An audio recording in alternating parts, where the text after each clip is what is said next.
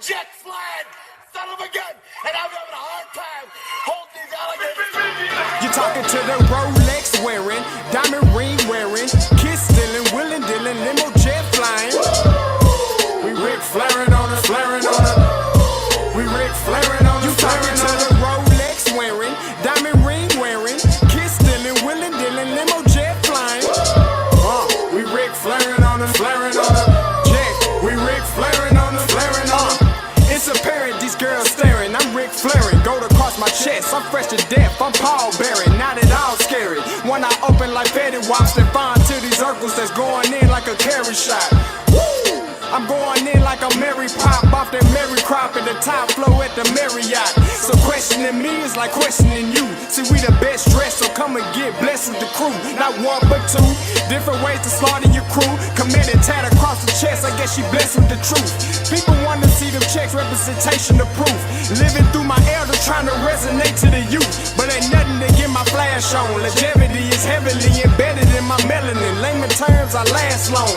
My grind repetitive, I'm smoother than real silk. Lyrical cash cow who can't cry for spilled milk. We in here. You're talking to the Rolex wearing, diamond ring wearing, kiss stealing, willing dealing, limo jet flying. We Rick flaring on us, flaring on us. We Rick flaring on us. You talking to the Rolex wearing, diamond ring wearing, kiss stealing, willing dealing, limo jet flying. We Rick flaring on us, flaring on us. We Rick flaring on us, flaring on us. This ain't no normal situation, this preparation with greatness. Industry full of fakeness, it's really up for the taking. See, life is what happened to you, more so how you take it. Don't get stripped of your knowledge and mentally leave you naked. I like to live otherwise. I'm sorry that I'm fresh to death. I put the polo and apologize. See, Black Sun, we ain't nothing like the mother guys. Quit to socialize, we organize, then we mobilize.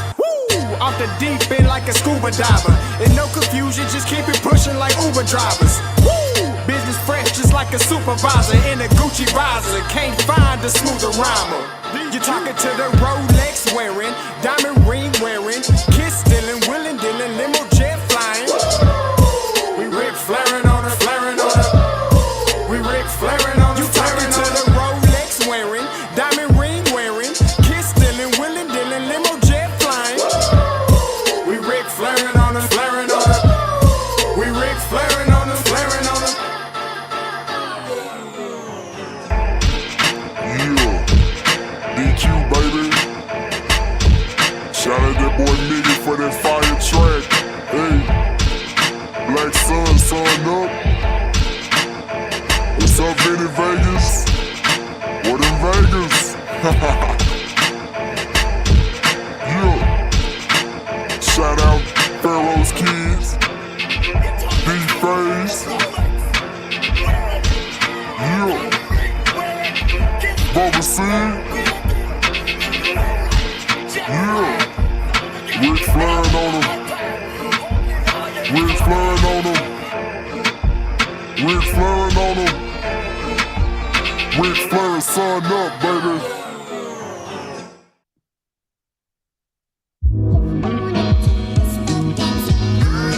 Hey, yo, Scotty, you going crazy for this one. We see what you're doing, we salute you.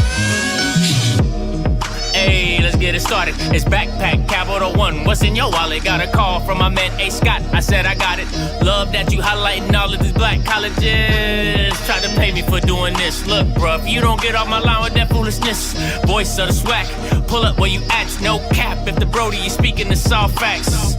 My advice, tune in to every show. Captain Petty, but we know that the sergeants with the smoke. Speculate, just tell me what is we doing. Get into it, okay, look, I'ma say this and keep it moving. My boy Scotty, man, he offered the leash. Black grad, paying college, I'm glad that he called me. Walking cause we all been taught that talk is cheap. Even primetime knows Scott for the HBCU streets.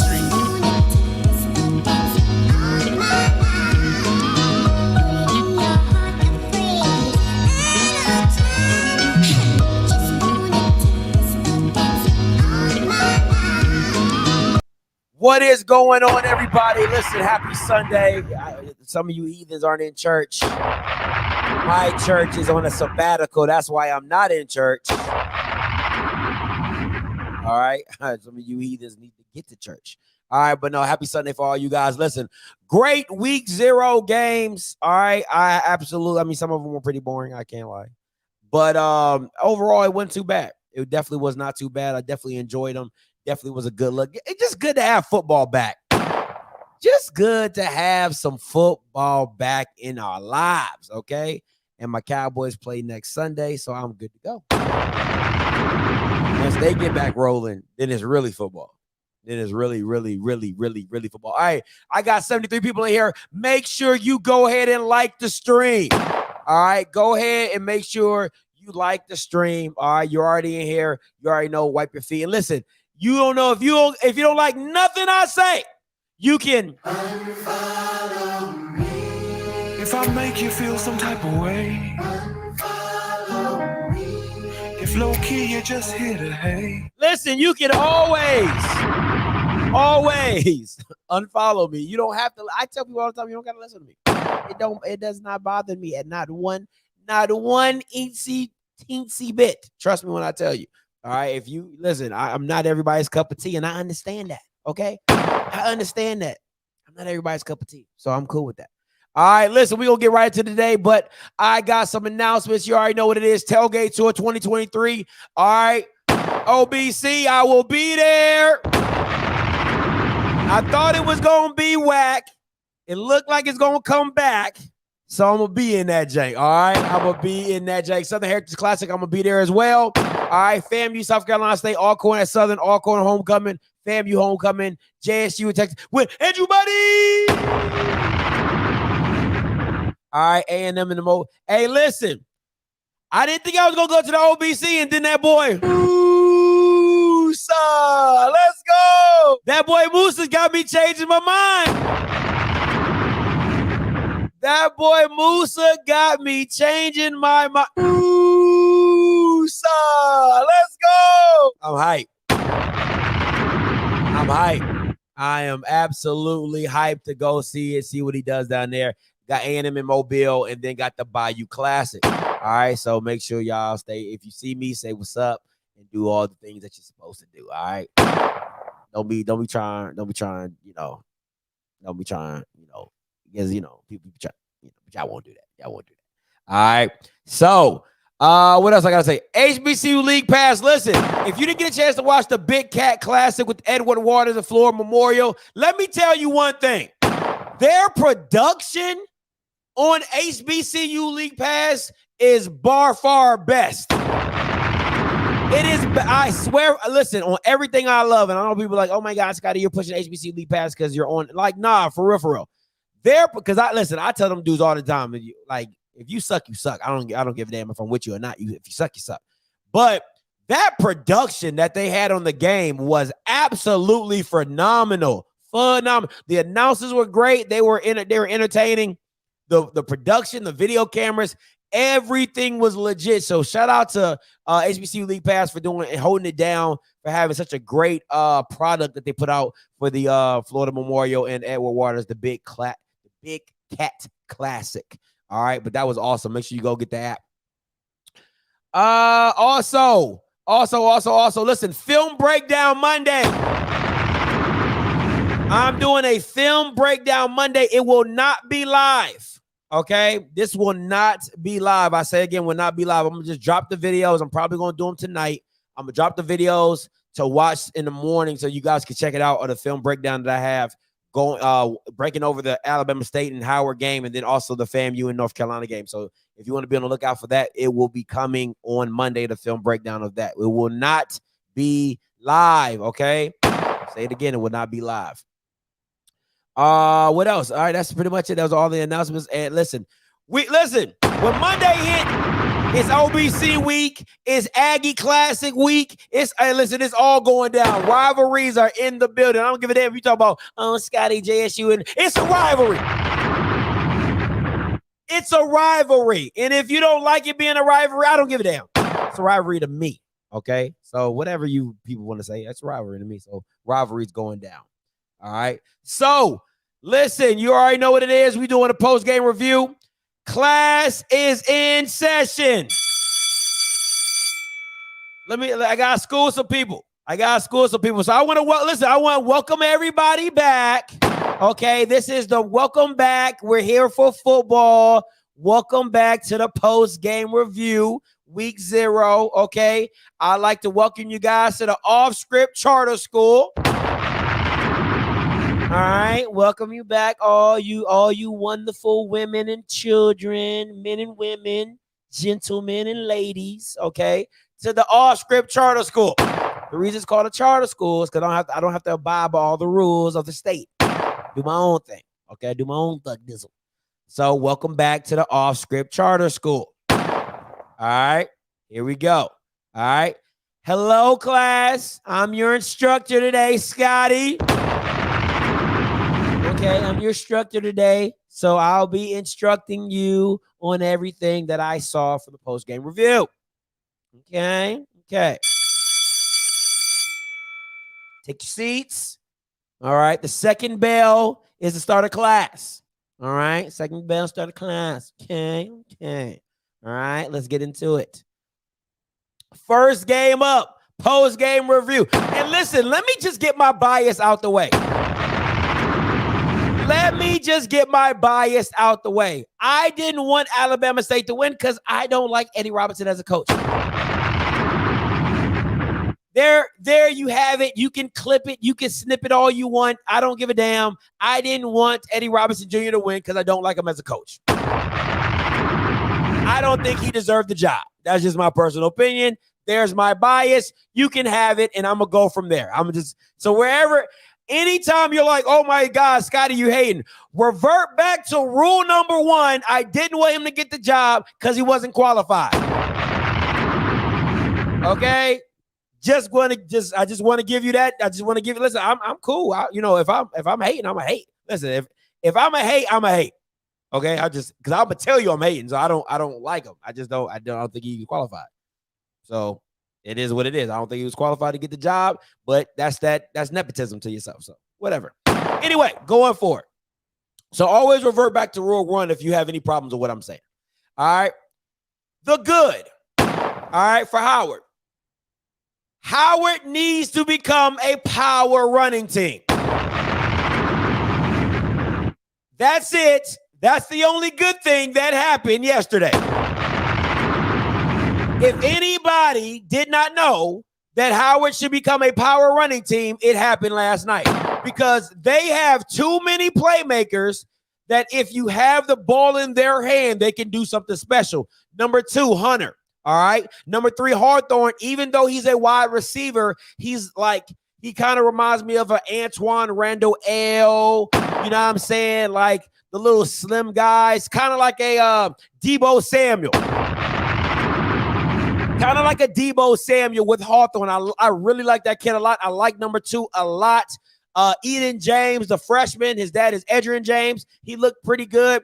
27, Ian Wheeler, he's a senior. He looked really good. So this team needs to become a power running team, or you can do it kind of like the San Francisco 49ers to where you're so creative in how you get your playmakers the ball that it's not technically a power running scheme, but it is a run-first offense. And if anybody watched that game yesterday, Quentin Williams is not the answer at quarterback. Okay? He is not somebody you just have him drop back 35 to 40 times. He reminds me of a Dak Prescott, okay? It's because when people love to say, oh, Scotty, he averaged 350 yards last year, offense, no. His tape, if you watch him on tape, he is a front side quarterback. If anybody doesn't understand what I'm saying, there's a lot of mental here. I know a lot of you guys play Madden. If you go back and watch the 05 and 06 Madden, when they had that QB vision cone, I know a lot of you guys remember that. That's what Quentin Williams is. And I don't know if Larry Scott has enough offensive quarterbacks or has enough quarterbacks on his staff to teach him how to view the whole field. Because I'm telling you, if you just watch him in like any type of games, if it does not happen front side, if he doesn't hit his first read, maybe his second read. He's in shambles. And everything on tape told me that. I went against once again, I picked my heart over my head because I didn't like Eddie Robinson. Because I did not like Eddie Robinson Jr. I was like, I just didn't want to see him win this game. I really want to see the Rocket Mortgage Hornets go 0-12, but that's not happening. So probably 1-11 is next. All right. But that's just my personal opinion on the matter. Quentin Williams is not a guy that is going to he's not going to blow you out the water of just how he reads the field and picks people apart. That's not what it is. All right. That is exactly not what it is. So it is what it is, man. They should become a run first team. Power run, triple option, wildcat. I don't care. You need to get the ball. This is where I say coaching, you got to coach to your talent, okay? I want to be very clear when I say this. A lot of coaches force something. They force like, okay, you know, my scheme is I throw the ball, so I'm going to throw the ball. That's not your scheme. Or that's not your strength. Okay, I'll say that. That is not this team's strength. Listen, it's just not this team's strength. I'll just say that, okay? So what needs to happen is the run needs to set up the pass for Williams. Why? He needs to have 1 to 2 reads. That's it. That is it. If anybody remembers the old RG3 RPO, that is what Quentin Williams needs to be. He needs to be in a system to where you run the ball so much that there's 8 in the box and he has 1 to 2 reads. That's it. That is it. That is all. That's where Quentin Williams needs to be at. He needs to have the leverage of the box so that he can read easy reads and make great throws. Now, let me be very clear. He has great touch. I want to be very clear about he has great touch. He can throw the deep ball. He can make throws. He just cannot read the field very well. So you have to isolate him and give him easy reads to make sure like, hey, the safety's down, throw the fade. Hey, the safety's back, throw the underneath. That's where Quentin Williams needs to be. Larry Scott needs to go back into the lab with his offensive coordinator and say, hey, we got 3 to 4 guys that can run the ball at high levels. He needs to just go watch a whole bunch of San Francisco 49ers film. That's exactly what needs to happen. He needs to go and just get loads and loads of tape of San Francisco 49ers and just see how they schematically get runs in place because they are very creative in how they run the ball. All right. So that needs to be that's what Larry Scott needs to do. Instead of taking pictures with Kyle Pitts, Larry Scott, you need to be in the lab. You need to go watch a whole bunch of San Francisco 49ers tape and see how they run the ball creatively. All right. Creatively. All right. And see and go from there and build your team accordingly because you need to change this scheme up quickly. Because if you think Quentin Williams is going to throw you in the games and he's going to throw you in wins, that is absolutely wrong answer. That is an absolutely wrong answer. And Bomani, I'm not talking about this Dak. I'm talking about the rookie Dak, where Ezekiel Elliott set up a lot of his passes and he got a lot of success off of teams loading the box. So let me be very specific. I'm not talking about this Dak. I'm talking about rookie Dak. That's what Quentin Williams looks like to me, a rookie version of Dak, to where you need to run the ball to have him be successful to throw the ball deep. That's my thing. So yeah. So there's my good. There's my good for Howard. Okay. You learned that you're a run team. That's what you learned. The bad, everything else. Everything else. Quentin Williams was a no-show. Absolute no-show. OC did not do enough to get his playmakers the ball. Like, you got to understand that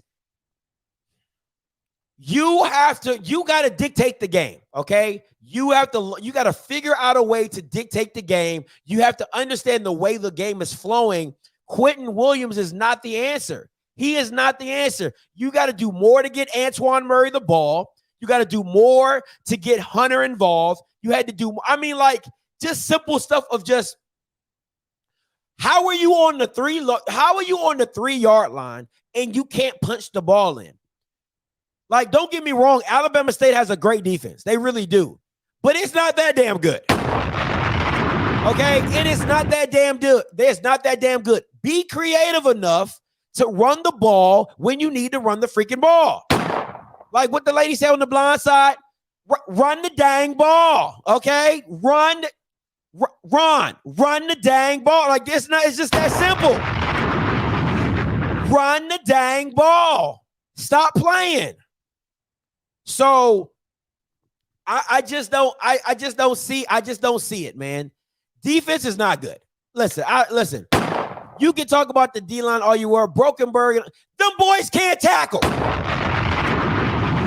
They had Demetrius Davis looking like 2003 Michael Vick. He was looking, there's a play that I wanted to snip it so bad that the guy comes in scot-free. Anybody ever play that? Ali Oxenfree, scot-free. He shoots down the middle. He has Demetrius Davis wrapped up. And then Demetrius Davis proceeds to spin out, step out of the tackle. I'm like, what the crap? What in the blue hell is that? I mean, I swear for God, if Demetrius Davis would have had 7 on last night, people would have been like, is that Michael Vick's little brother? Is that Michael Vick's little brother? Like, that's what people would have been saying because of the simple fact, like, Bama's could not tackle. Bama's could not tackle. I'm just like, Jesus freaking Christ. Like, I get to be slippery, but that damn slippery, like, hold on to an ankle, grab a jersey, like, do something. You know what I'm saying? It was just and it was like in their own, they were like backed up to their own 15 or something crazy like that. They were like backed up to their 15 or 20. Just something, it was crazy. Listen, let me tell you this.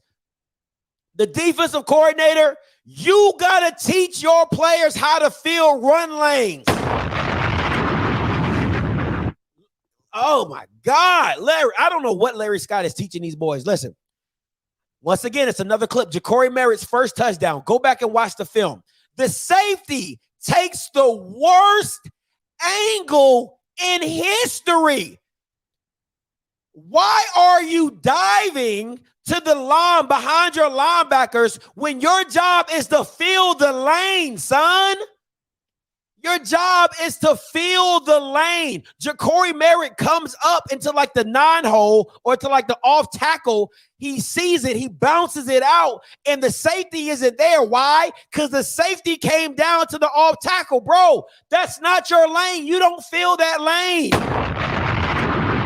And if you watch the game consistently, you saw that the whole night that they don't know how to. First of all, the DNs did not contain they didn't turn the run inside like they're supposed to. You're supposed to keep your outside arm free to contain, depending on the defensive scheme. So I got a preference to that. Depending on the defensive scheme, you're supposed to keep your outside arm free. You're supposed to turn the defense and you're supposed to turn the run back into the middle of the field, right? The safety is the last line of defense. He comes down and fills that lane. Or if the DN is a wide containment, the safety now fills that. He's supposed to turn him into the safety, fills that gap like that. So somebody did it wrong. Either the DN didn't do his job to contain the run, or the safety took a wrong hole. But God, dog. Jesus freaking Christ. It was just bad. It was just bad defense everywhere. All right, defense isn't good. Special teams isn't any better. The dude kicked like a knuckleball before halftime.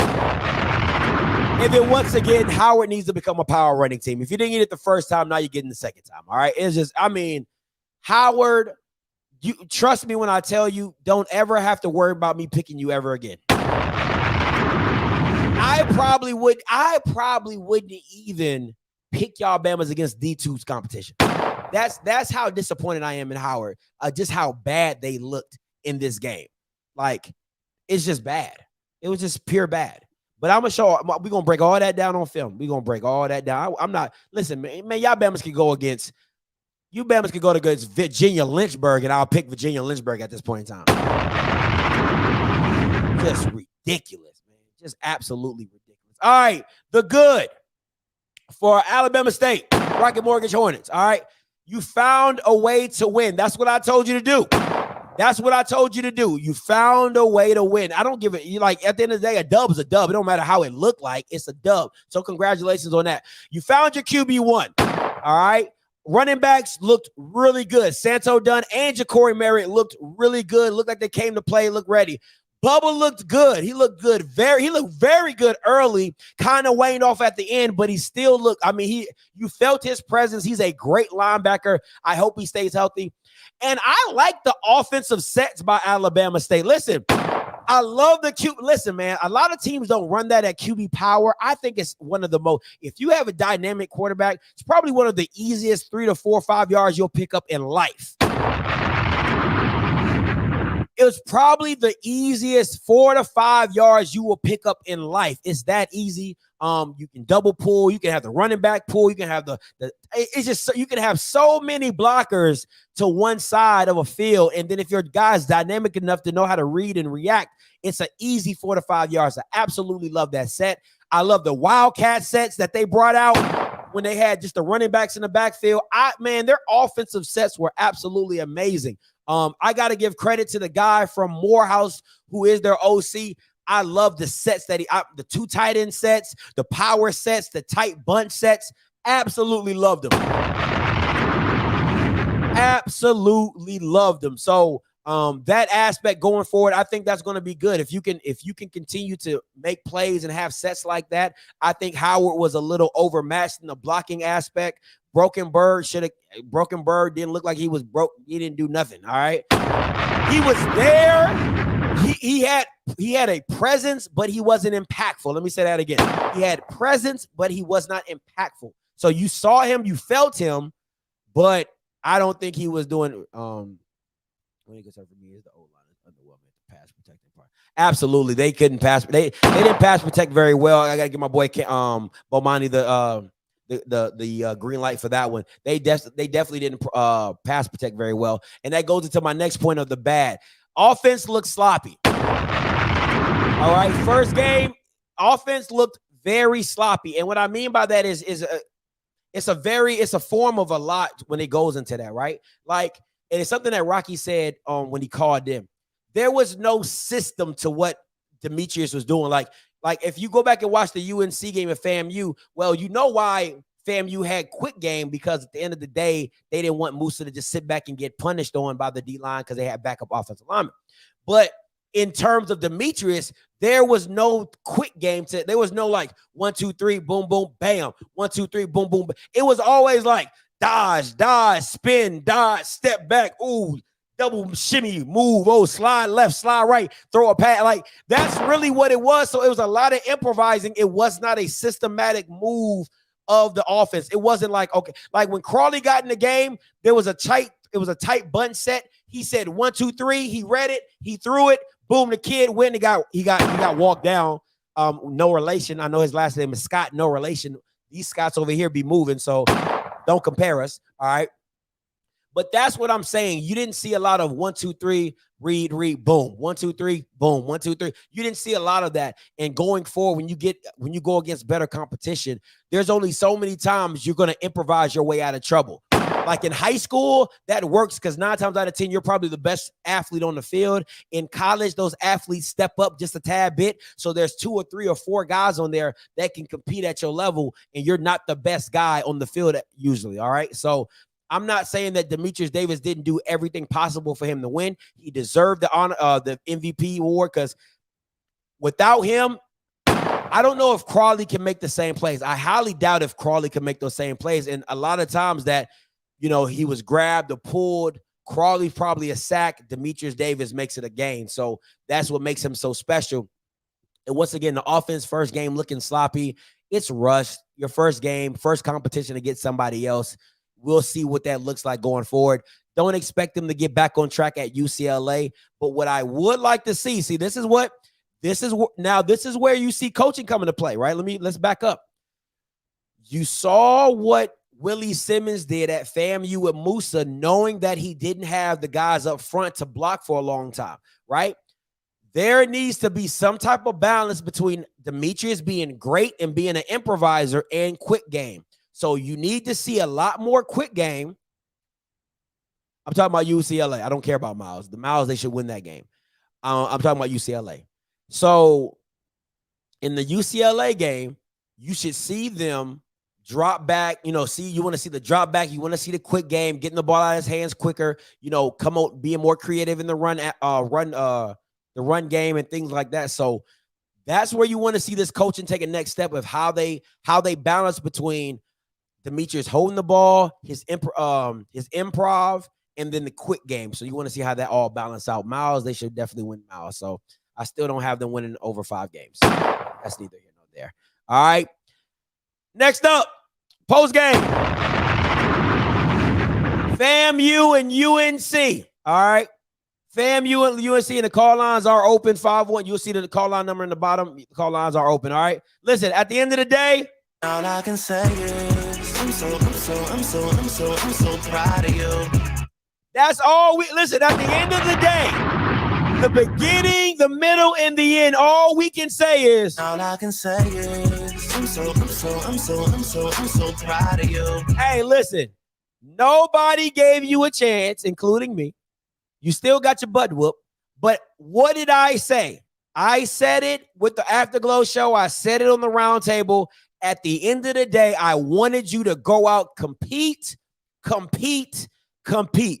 And that is absolutely what you did.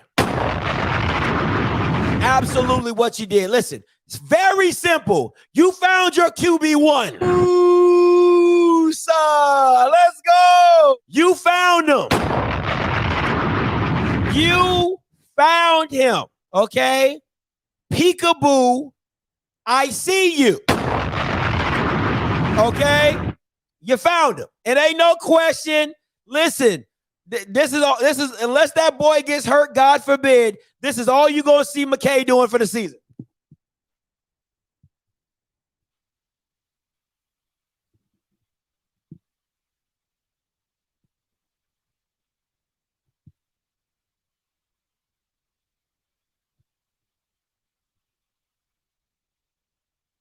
What'd you say, Coach? Package 23. Package 23. That's all you gonna see. That is all you gonna see from number 17. It's no shame. It's no shame. It's no shade. It's just true. It's true. All right, listen. This is why you play week 0 games. And this is what I said last year. You did not want to come into a game where you hadn't had any offensive success trying to make that happen against Jackson State. This game could have really hurt you. It could have really harmed you. But at the end of the day, you knocked off a lot of rust. You have a lot of confidence going into that Jackson State game because you know who you got at your QB1. The receivers should be happy. The running backs should be happy. The team should be ecstatic to know we got a dude.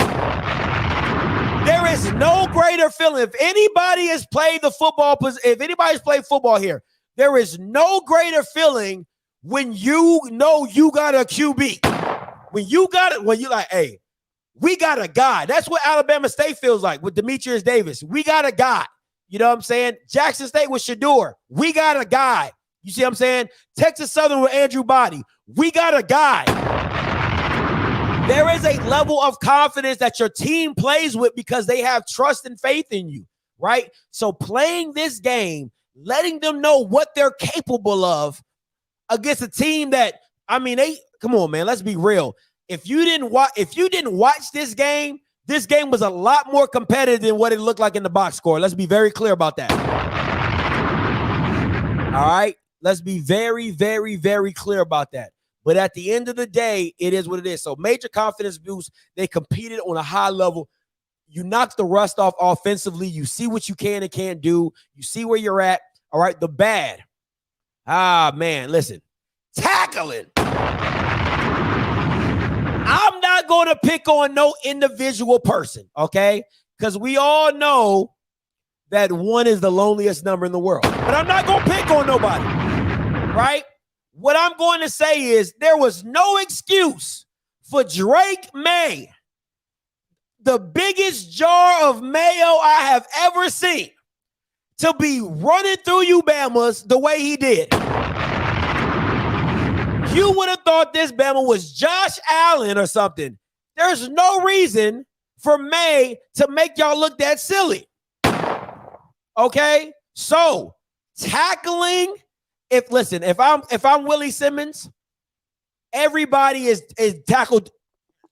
We tackle dummy for the rest of the week. We tackle dumbing drills, okay? You cannot do that. The missed tackles were, listen, it made you miss Marquise Bell that much more. I'm going to say that. It really showed you the value of Marquise Bell off the simple fact of just tackling. That when you knew you had a safety that was going to come down and end the play, all right, you take that stuff for granted, but at the end of the day, tackling is not everybody's cup of tea, okay?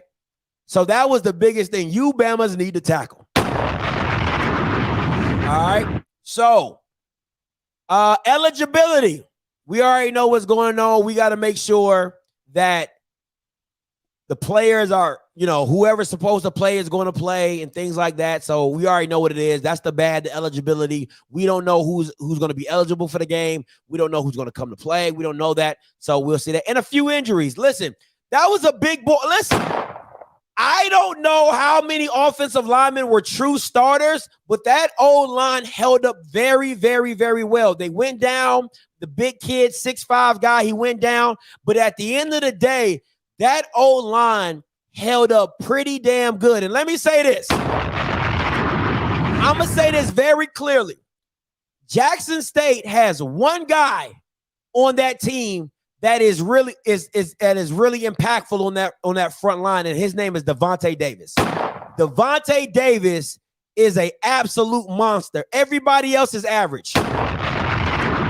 Everybody else is average. So there's two things that FAMU needs to be on to make sure that they get it. You need to communicate the blitz.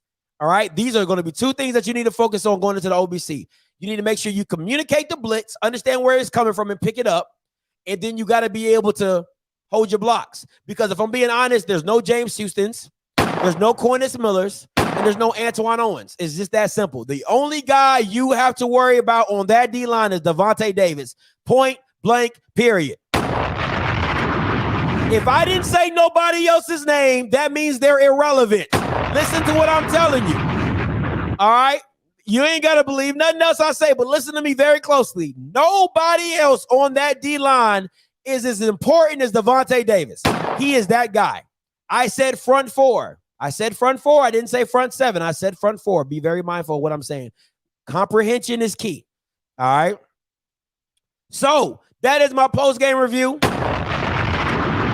the UNC FAMU game in the MEAC SWAC Challenge. All right, JB, coming to you. Hey, you live, JB. Hey, Scotty, how you doing, sir? What's up? I'm enjoying the new channel so far. Sounds like I'm like channel surfing on my Roku TV, man. And also we came with the OFFSCRIPT 3.0. So thank you for saying. Hopefully you'll be being embedded on the channel for a while. Hopefully. Okay, I hope so, man. Okay, with that being said, I want to talk about the FAMU UNC game. First of all, as a Bethune-Cookman alum, I'm going to do something I thought I'd never ever do. I'm going to give mega props to FAMU for last night's performance. And I'm giving mega props for one very, very simple reason.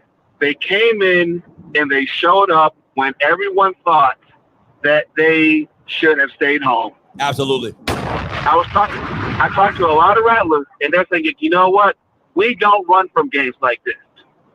People saying, okay, well, you should protect yourself. You should stay home, et cetera, et cetera, et cetera. The white man's out to get us. Okay, first of all, about that crap for a minute here. Number one, that was all internal. That was admin. It's got nothing to do with quote-unquote whitey, nothing like that. And number two, the only reason why you're talking about this is because you're playing UNC Chapel Hill. If you was going against Jackson State or any D2 school, no one's talking about keeping the players home and and like quote unquote protecting yourself. So we need to get out of that quote unquote fear mindset that we seem to have a lot. But from what I saw, the quarterback play, Musa's going to be a problem. Musa is going to be a serious problem. Absolutely. He's going to be a serious problem. The way he was making his reads, making his throws, and I'm even going to give Simmons time to play calling. Besides the turnover at the end of the second, which was another touchdown and whatnot, overall, it was a bad coach game. Now, people talk about, it's like the line dip and stuff like that. What happened to FAMU at the end of that game is the same thing that happens, and of course, Scotty, you already know this.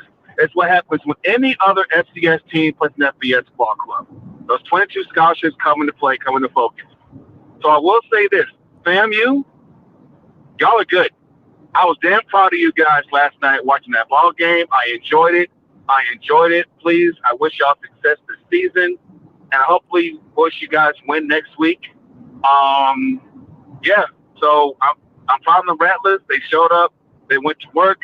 They didn't run from a challenge. They weren't scared. And Scotty, can I say one more thing before I take off, man? Can I say one more thing right quick so they got to land this plane? Go ahead. To all those people who said that they should not have played, Scotty won't call them cowards. Those cowards are what's wrong with HBCU football these days. You cannot be afraid. Our athletes are not fragile. They're not weak. They are grown men, when some of them could have had FBS opportunities as well. They deserve the same chance to go out there and prove themselves like everyone else did. And how much you want to bet how many people are getting looks from NFL scouts right now because of that game last night? That's fair. And it ain't. Listen, it ain't for tackling, but it's fair. It's definitely the offense. It's definitely the offense. Yes. That game's probably going to be the biggest crowd in terms of television, in terms of other stuff that they get all season long. So this was great for them. And they showed out on the big stage. That's how you get noticed, by showing out on the big stage. It happened with South Carolina State last year. It might happen with FAMU this year. Anyway, I enjoy OffScript 3.0. I'm going to plug you into my Roku. Hopefully it's there within a week. All right, man. Appreciate you. No problem, sir. All right, let me say this. Raw is good, right? Yeah, they're so raw. They're so raw. All right, yeah, okay. Anyway, I do agree with you on this. All right, I do agree with you on this. UNC did not blitz, but you got to understand these are two defensive different teams, right? UNC believed, hey, we got 4 stars, we got 5 stars, we have guys that we feel can go get the quarterback. We don't need to blitz. Why? We'll drop back and we'll make the quarterback make throws. See, a lot of you guys just talk. All right. A lot of you guys just talk, but you don't understand the concepts of why. Right. So the reason that they only sent 4 is because Mac Brown's thinking like, well, we're going to get pressure with our 4. And then on the second aspect, if we drop 7, well, there shouldn't be any lane to throw. You get what I'm saying? It's a different thought process than a Jackson State where they'll man up. They feel, hey, we have better talent than the quarterback making the throws. That's the difference between what JSU does and because I promise you this, and you can take this shit to the bank. If JSU was playing UNC with Drake May, they would not have gone man the whole game. Because you're talking about a 6'5" guy that can make throws. Listen to me very closely, right? Since y'all want to compare teams, y'all want to talk this talk. They would not have gone man to man because Drake May can make throws. The Jackson State scheme is this. We're going to make the quarterback make throws. That's why in the SWAC, they're very good at what they do because, one, they generate pressure, and two, the quarterbacks suck. Most of the quarterbacks suck. So at the end of the day, they can't make those throws that you're asking quarterbacks to make. But Drake May can. A lot of Power 5 guys would have done that. So they would have played a lot more zone. They would have zone blitzed a lot more, trying to confuse Drake than playing straight man, and then, or Dre, whatever his name is, Dre, and then instead of just doing what they do, because if you play straight man and you got time, they're gonna make throws. It's a different style. So understand what you're saying before you say it. All right, let me see where I'm going. I'm going 1-3-2-6. Hey, caller, you live? Yeah, what's up, Scott? What's good? What's up, Scott, man? First thing off, the SWAC need to leave you alone. What they're doing is ridiculous. Need to stop bothering you. Secondly, there was two things last night. North Carolina got exposed, and the world got to see FAMU fight. I mean, Coach Willie Simmons probably should be out of there soon. I don't see him coming back with the problems going on. And he's proven that he's a great coach.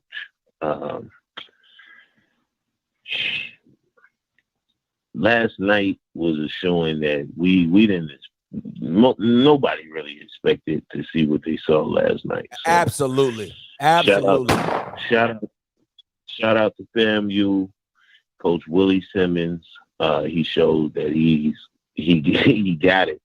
I'm feeling bad for FAMU. Look like y'all gonna lose him, man. He's going somewhere. So that's it. Hey, love your show. Hey, Keep appreciate it, doing what man. you do, bro. Thank you so much. Appreciate you.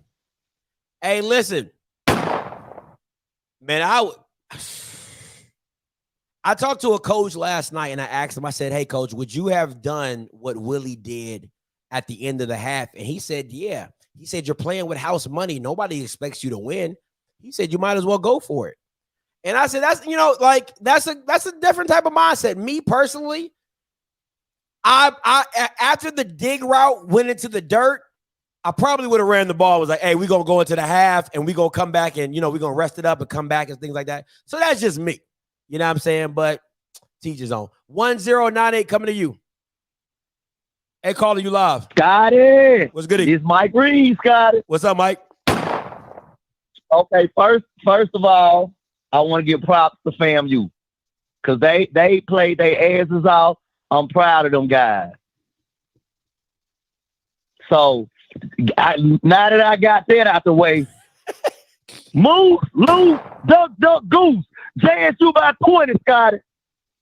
JSU by 20. Because we not Gene Teasy. We not gonna sit back, rushing forward, and play his zone. And making you throw underneath. Man, we sit in the fucking house every play. So Moose gonna have to show me next week, bro. He gonna have to show me. Okay, let me ask you this. This is a football question. I'm gonna ask you this.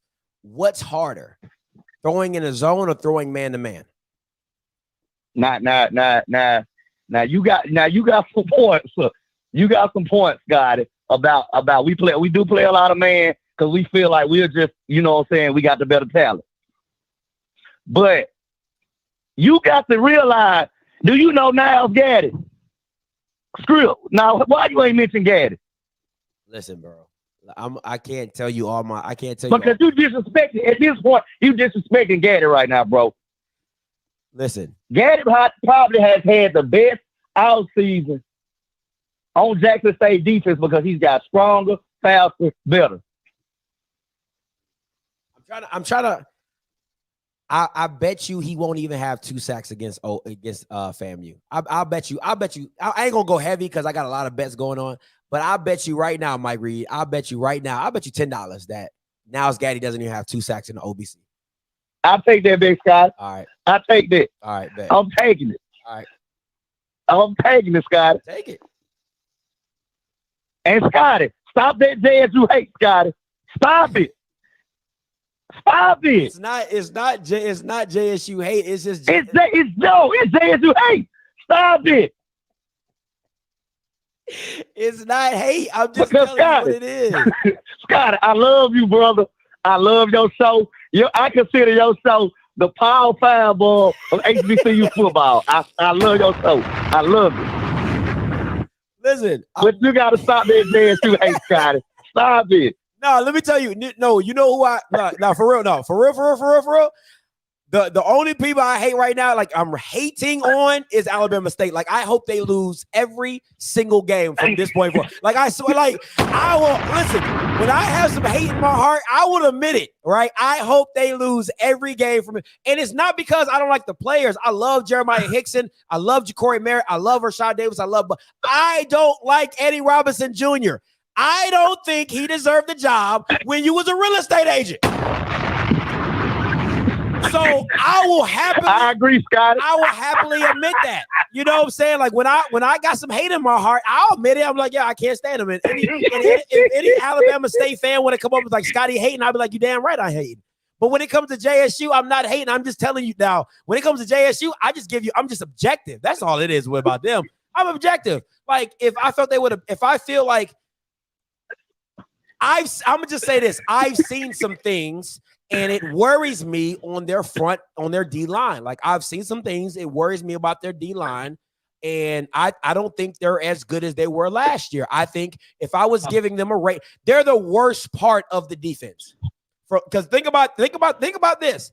Last year, they were the strongest part of your defense. This year, they are the worst part of your defense. The secondary and the linebackers are better than your front four. That's just is what it is. So you're not going to be as dominant, in my opinion, when your front four isn't as good as it was last year. Oh, Scotty, what I say? Oh, move, lose, duck, goose. JSU by 20. All right. Yeah, hey, make sure you remember that 2 sacks. I'm gonna be counting them out too. Scotty, I'm calling you every day this week. You go live. Every day I'm calling in, Scotty, because I'm sick of this JSU hate. I'm calling in. Oh man, I'm gonna be live a few times, so I'm gonna be seeing your name pretty much. No, that's funny. I love it. Hey man, all right, Scotty, I'm hollering. You going to the game? No, I'm not gonna make it to Miami, but I'll be in Memphis. You ain't a real Graham, homecoming Southern. I'll be at Memphis. I'll be at Memphis too, so I'll catch you there. But if I'm coming to find you at Memphis. I'm coming to find you, Scotty. Yeah, I'm gonna be there. We gotta talk. All right, we gotta talk, Scotty. We'll talk. I'll be at Memphis. All right, Scotty. All right, man. Peace. That boy funny. That boy is funny. Let me take 624. Hey, Bridges, coming to you. Hey, what's up, B? Sure. What's up, Scotty? How you doing, man? I'm doing well. So that game was amazing last night, man. I'm gonna say this: the offensive line Jeremy Moose should give all them boys state dinners today, tomorrow, whenever he can, because they did their damn job last night. Like for real. Even though coming in with freshmen and people that hadn't started and people getting hurt, they did their job. They really did their job last night. The best they could at the highest level they could. They definitely did. And I'm gonna say another thing too, as far as just the offense. The offense, they made the offense look. I don't know if they made them look that good or just Jeremy and them, the transfers just legit. Like I don't know which one is it. I ain't trying to look over the hills into the patches, but damn, that offense held the team up because it's defense. You can tell the defense got tired, the defense got worn out. But at the end of the day, the offense was their backbone. The offense gave them life for the game. So Jeremy, he did some NFL caliber throws. I'm pretty sure he should be going to the NFL free agent or drafted late in round this coming up here. I mean, man, listen, bro. I think the game was outstanding. I think if you took it in a vacuum, the game was absolutely outstanding, man. And for me, I think if I'm FAMU, all you can do is you're like, man, how do we build on this? You know, where do we take the good, the bads, and you know, where can we grow? Because if I'm the wide receivers, you're definitely feeling yourself right now because those DBs you win against, they're not the greatest, but they're probably if they went to the SWAC, they'll probably be top 10, top 5, I'll say, when it comes to DBs in the SWAC. You know what I'm saying? Like I mean, as a unit, they'll probably be a top 5 unit in the SWAC if you had all those DBs, especially the 5-star freshman that they had on the Grimes, but he got hurt pretty early. You know what I'm saying? So you got to take you got to take a lot of the wins that came with this game, and there were a lot of them. It was definitely a lot of them. Yeah, definitely. And just for FAMU's sake, and you know, the players that had to go, and just, you know, they wanted to play that game. Just like Coach Simmons put a bone on it.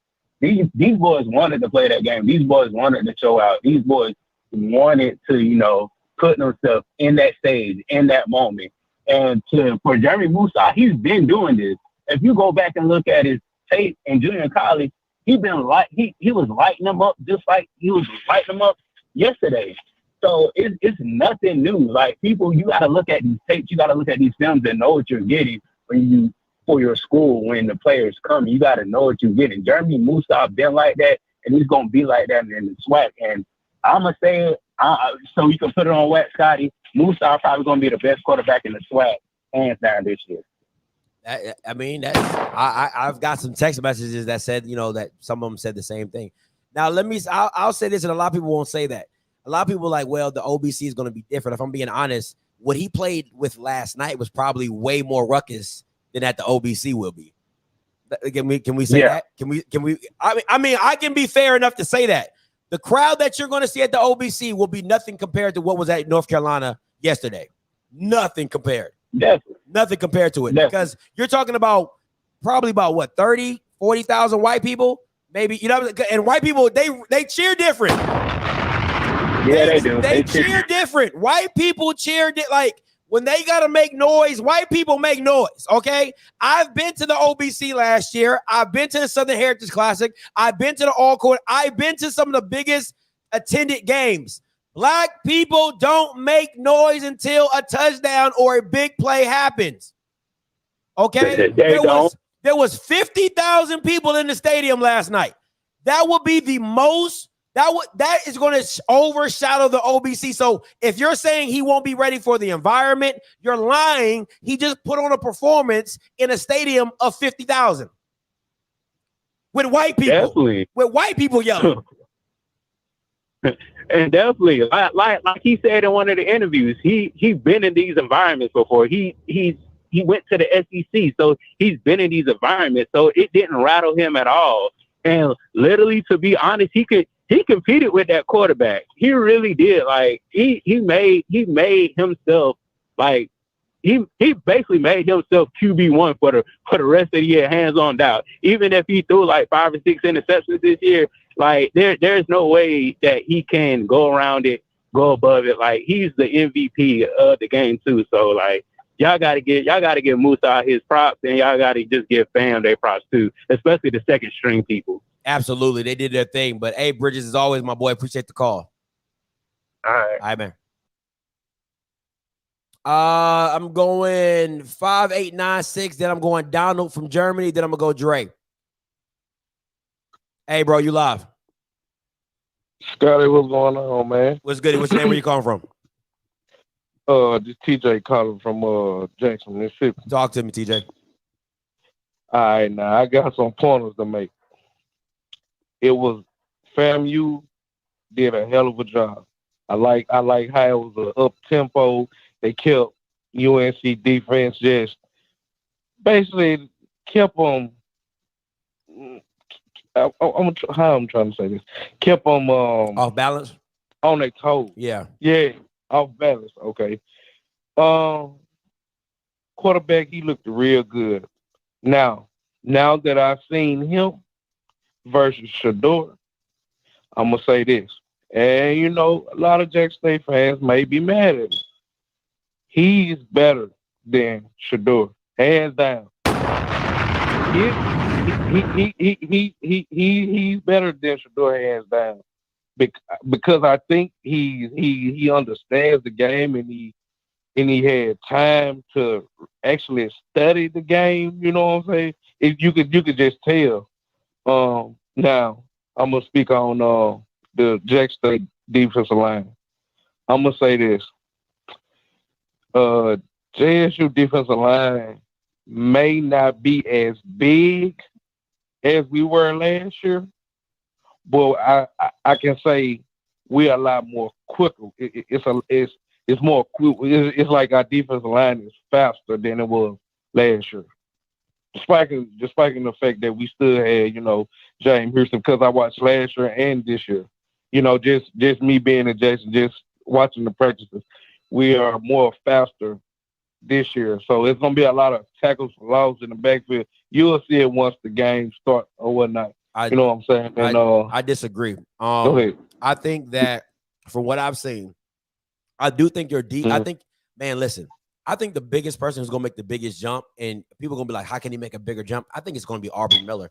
From what I've seen, that kid looks like he got faster. He looks like he literally can go sideline to sideline. Because before, I felt like he was real limited. If he wasn't going downhill, I didn't think he'll be that effective. But sideline to sideline, Aubrey looks really good. He looks like he's took his speed to another level. Listen, D-line quickness is all good and dandy if you have the moves, right? Like Isaiah Land, like he's really quick. Sometimes he get there, sometimes he doesn't, based on the moves. I think with the SWAC upgrading the offensive line talent and everybody knowing they have to protect their quarterbacks, I think you're gonna see a struggle from. You're gonna see. Okay, I can make this bet that nobody on your D line will be top 5 in sacks. I can make that bet with anybody. Nobody on your front 7, DN wise. I think Devontae Davis is a monster. I really do. I think Devontae Davis is a freaking stud. But I don't think nobody on your D line will be top 5 in sacks. Nobody, because I just don't see. I just don't see it. Like when go ahead. Right, I can believe that. I can agree with you on that. Because, like I said, they don't make too many James Houston. Yeah, that's just that he just cut different. But yeah, I can agree with you on that. I can agree with you on that. So that's what I see. But I do think, from the linebackers back, I think you guys are special. Mm-hmm. I think the loss of Shiloh is actually an upgrade. You know what I'm saying? I truly believe that. And that's another point that I was gonna make too. I want to say from last year, me just saying them, I said Shiloh, he really gave up a lot of yard. Like, I don't know, he's not more. He's really not a cover guy. He's just a big hit guy. You know what I'm saying? Yeah. He just need. Me personally, I think he's more of a. What did he play? Free safety. He played free and strong, but they put Cam at strong, and then they'll put him at free safety. Yeah, they need to put him at strong. He'll be a good strong safety instead of free. But like this year, I think they need to keep how they got it now, and then when he do come back, they need to rotate him and Cam out as being strong safety. I agree. I wholeheartedly agree with you on that. I really do. I think he shouldn't. I think Shiloh should stay at strong safety, and they should have either Higgins or John or Gregory playing free safety. I think they're more versatile. Okay, yeah, but that's all I had to say. Hey, no problem. That's all I comment. Hey, no problem. Thank you so much for the call. Hey, Donald, coming to you. Hey, you live, D. Yo, what's up, Scotty, bro?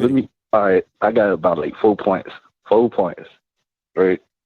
First off, let me apologize to all the Alabama State alum and fans. I was way disrespectful and out of line yesterday. They went out there and proved me wrong. I'm not apologizing for nobody. I'm not apologizing for nothing. I like when I say I don't like them Bamas, I don't like them Bamas. But go ahead. Okay, number 2. FAMU went out there and showed out. I like what they did. I like what Coach Simmons did as far as the quick game. Nobody's talking about the quick game because instead of having him sitting back there, dropping back, throwing it deep down the field, taking 5-step, 7-step drops, what they did was quick, short game. Get the ball out of your hands fast because you got 7 offensive linemen. You ain't got a full repertoire of offensive linemen that you got. And you know you're gonna get tired and worn down. So for what they did for the first half, holding it together like that, I commend it. They did their thing. Third point I got is Jackson State didn't play this week. Y'all leave Jackson State alone. They didn't play this week. Leave them alone. We talking about FAMU and ASU and Howard and how the games was this week. Y'all leave them boys alone. Why would I leave them alone? It's game week. I don't even make. Come on, D. It's game week. That's like asking. Hold up. That's like asking First Take not to talk about the upcoming Cowboys game. They didn't play this week, so who cares? We will be talking about them. I feel you though. But you know, I'm gonna leave it to Thursday when you go live and stuff like that, and you do all that, and we do all the previews and everything. Then I'm gonna be on my Jackson State stuff, but I'm more focused on what FAMU did, and ASU got the big win against Howard, which I was wrong about horribly. So I'm gonna just talk about that though, and I'm gonna bring that up on the end of the week. All right, bro. No problem. With FAMU. All right, hey, bro. Appreciate it, man. Listen, I'm gonna tell y'all, I ain't apologizing for Nathaniel. All right, listen. When me and Alabama State, you put hey. Listen, anytime I see Alabama State and Ellie Robinson Jr., it is all hey. All right, when they lose, I'ma be hey. When they win, hey. It's all the same, and I'll happily admit that. I have no shame on my game. I'll happily admit that. All right, 0284 coming to you, Dre. You live. Hey man, I got 2 points. First of all, I think Demetrius Davis, he's gonna have to beat folks with his arm because that is the book on him. He's gonna have to beat folks throwing it down the field. Second point, obviously Sam, you played well. But what I kind of wanted, that situation with their president, and even though there are two different situations, kind of reminded me of the Mizzou situation where the players basically didn't play and cost, Missouri like $2 million because they didn't play at home. They fired that coach within like 3 days. Woo! Because to be honest, I kind of wanted FAMU to sit there and not play. Guarantee you cost the school $500. Larry Robinson is out immediately. You know what I'm saying? Yeah. So half of me wanted them to be militant and be like, nah. Because if they don't play, he looks bad. And now he got to explain to folks, okay, why are we in this situation? Why they don't play? Why, he got to explain everything. He can't hide behind a statement. And be honest, FAMU played their hearts out, put their bodies on the line, and he looks good because he's the president. So that's kind of what I really want, because every HBCU, if you look at their history, has had militant moments by their students. Yeah. A&T, we have the A&T 4. South Carolina State has the Orangeburg Massacre. We all have had militant moments by students. If they don't play, you lose. Think about it. They lose $450K. He is gone. You can't cost the school that. Yeah. So, because to me, you still have the bigger problem and everything. And yeah, they played a valiant effort, but I personally believe they're not going to get rid of him. And I think Willie's gone at the end of the year. But if they don't play, let's say the quarterbacks and, let's say the leaders like, nah, man, we're not playing. Because if you think about years ago when that happened with Missouri, them boys didn't play. They cost the school like $2 million. Mm-hmm. And we know it comes down to money. And what happened? They sit there man, that president was gone. So, I mean, even though FAMU played, half of me wanted them to, you know, and I understand players play and all that, but from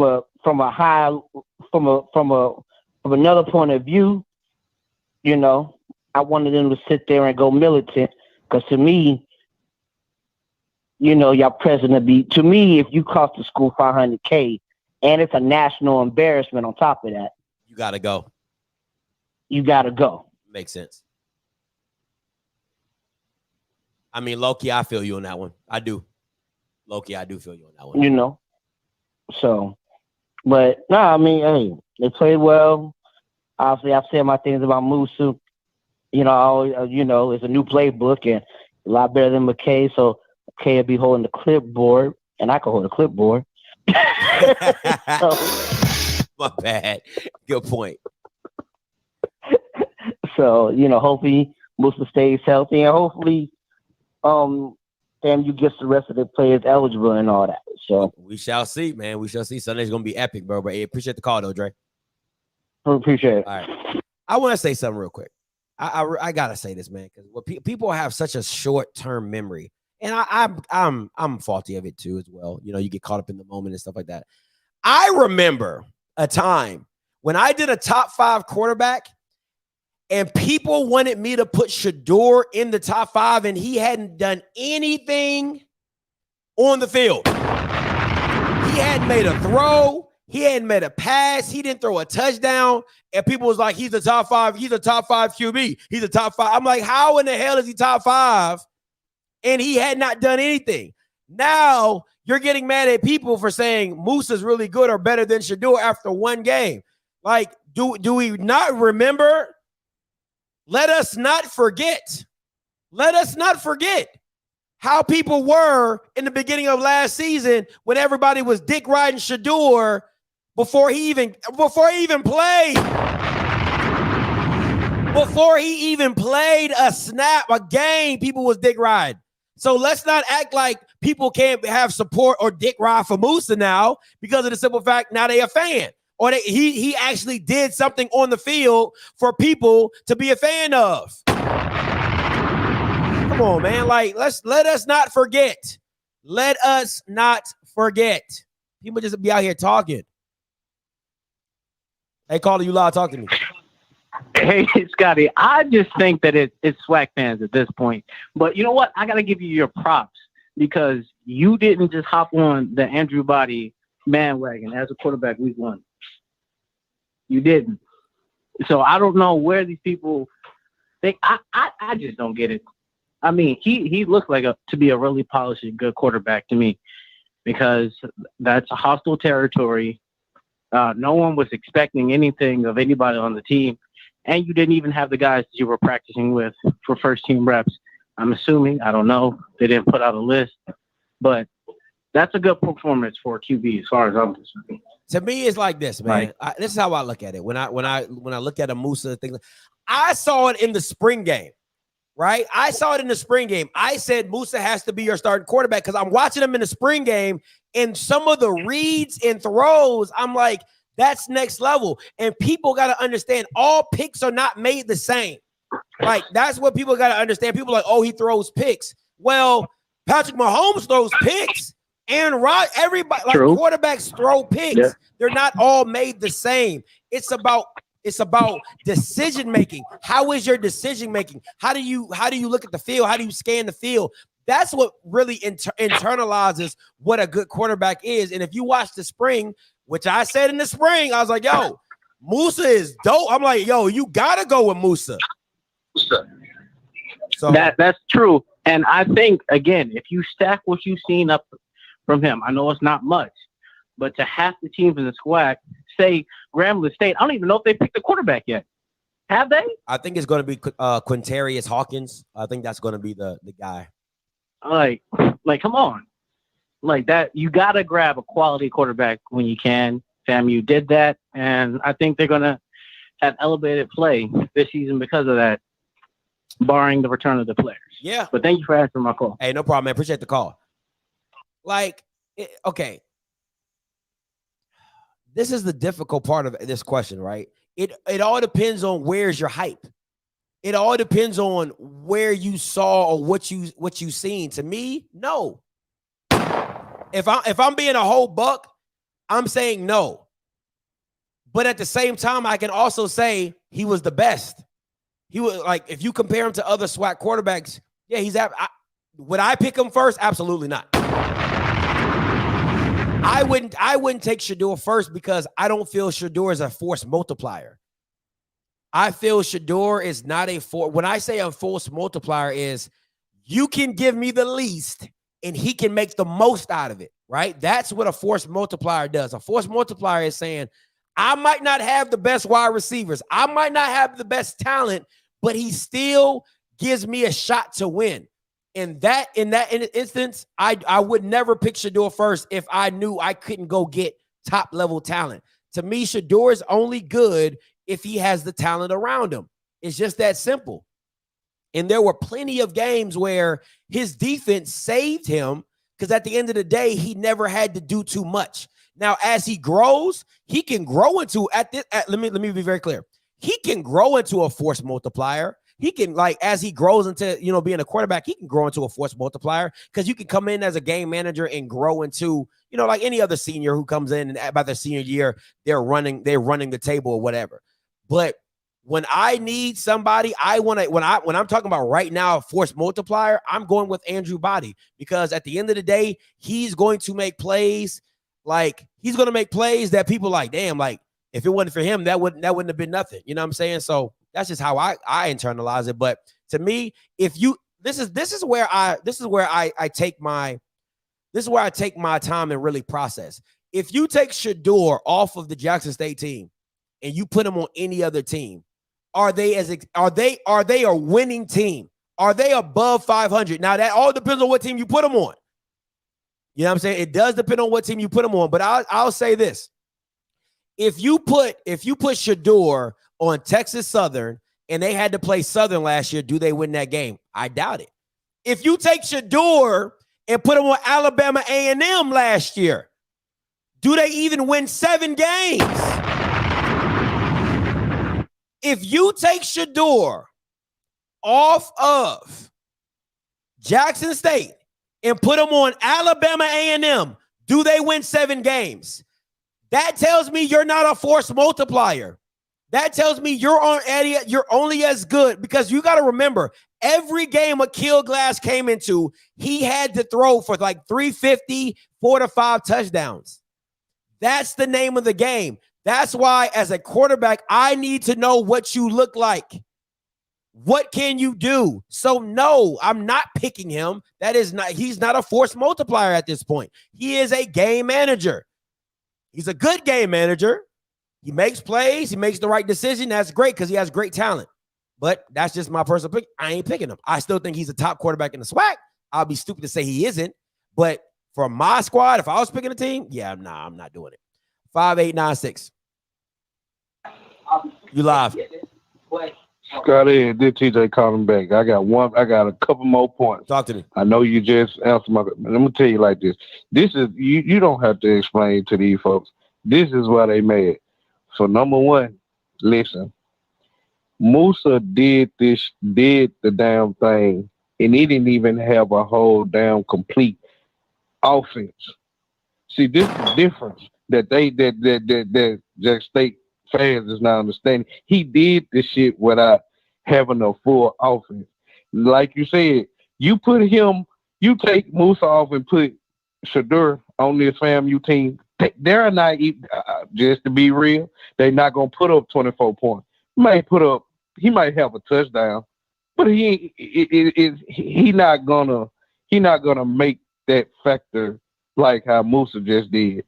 You know what I'm saying? I agree. Like, it's a difference. And like I said, I'm a Jackson State fan. I'm talking about born and bred. My whole life I've been in Jackson. You know what I'm saying? Yeah. And like I tell anybody, I said, listen, Shedeur have to have talent around him. Because without talent, just like you told him, without talent, he just a regular mediocre quarterback. You know what I'm saying? Yeah. Now, versus Musa. Now Musa can go to damn Jackson State, and Jackson State shit'll be still undefeated. You know what I'm saying? Yeah. At least they'll put up more points than he put up last year. You know what I'm saying? Yeah. So you gotta understand. I'm like I said, I'm a Jackson State fan. You know how Jackson State fans is. You know they once they see some, see the light, they gonna dick ride it all day long. You know what I'm saying? Instead of looking at the football aspect of the game. You know what I'm saying? They don't understand. They don't understand that type of shit. No, I get. Listen, man. At the end of the day, you just gotta tell it what it is. You know what I'm saying? At the end of the day, some people gonna get it, some people ain't gonna get it. But at the end of the day, yeah, you know what I'm saying? Who's a force multiplier? Who makes people that you were like, he's not really that good? You know what I'm saying? But we'll see. We'll see how it go for the season. Yeah, we'll see. We shall see. Okay. Hey, appreciate the call, TJ.